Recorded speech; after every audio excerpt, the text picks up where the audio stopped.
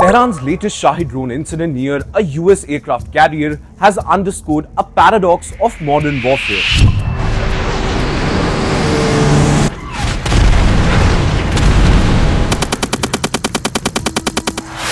Even slow, relatively crude drones can pose a deadly challenge to some of the world's most advanced air defense systems.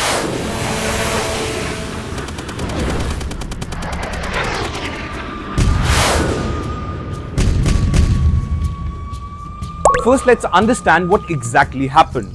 US Central Command says an Iranian Shahed 139 drone was shot down as it aggressively approached the USS Abraham Lincoln in the Arabian Sea, ignoring multiple warnings as it closed into the carrier group. On the flip side, Iranian media framed the mission as routine reconnaissance. But many analysts say this episode was calibrated messaging by Tehran, demonstrating both capability and intent at the moment of heightened tensions with the United States. Well, in yesterday's edition of From the News Desk, we talked about Khamenei's intent. And today, we will tell you about Iran's capabilities. Well, this recent incident has made one thing clear. Despite America having the most advanced military capabilities, Iran can place unmanned platforms close to US assets and force the Pentagon into difficult split-second decisions. It also signals that in any broader confrontation, US forces will have to contend not only with missiles and fast jets, but also with swarm of cheap, persistent drones that are designed to exhaust and confuse advanced defenses.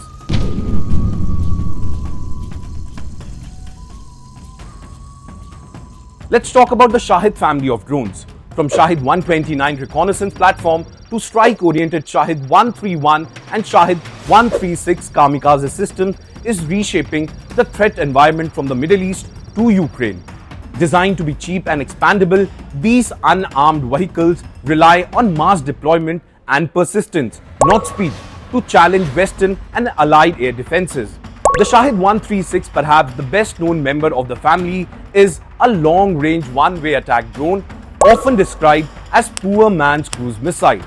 Roughly 3.5 meters long, with a wingspan of about 2.5 meters, it carries a warhead of around 40 to 50 kilograms and is propelled by a small piston engine at speed of only about 185 kilometers per hour. Composed in large part of foams, plywood and commercially available electronics, each unit is estimated to cost tens of thousands of dollars, a fraction of the price of surface-to-air missiles and fighter sorties often used to intercept them. Well, this cost imbalance is central to Iran's strategy. The drone's slow speed and noisy engines make them easy to hear and track, but their affordability and numbers turn them into strategic weapon.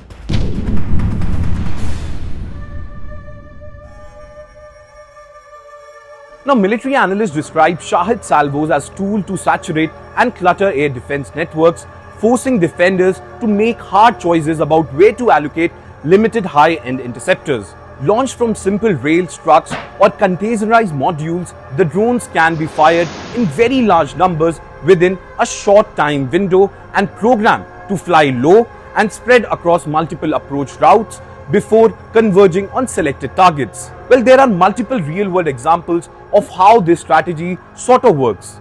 In April 2024, Iran launched scores of Shahed 131 and Shahed 136 drones alongside cruise and ballistic missile in an unprecedented direct attack on Israel, sending more than 170 drones towards Israeli airspace.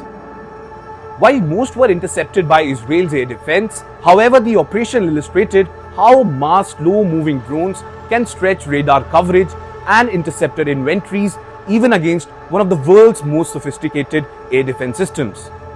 On another front, Russian forces have used Iranian-designed drones in sustained attacks on Ukrainian cities and infrastructure.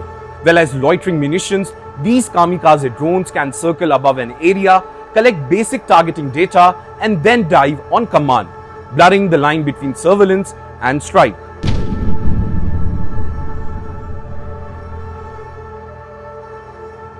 For Western militaries, this presents a layered challenge. Traditional high-end systems such as Patriots, Aegis or advanced fighter jets can shoot down Shaheds, as shown over Israel, the Gulf and Ukraine. But doing so with multi-million interceptors against drones worth a tiny fraction of that cost is strategically and financially unsustainable over a long period. Well, with the recent Shahed drone incident, Tehran sends a clear message. In any future clash, Iran will not try to win a speed race in the skies. Instead, it will try to drown Western air defenses in slow, expandable drone launched in hundreds over a very small time window. And in the age of Shahed-style systems, the defining matrix of aerial power are no longer just speed and stealth, but numbers, persistence, and cost. And on those terms, Iran believes it has found a way to level the playing field.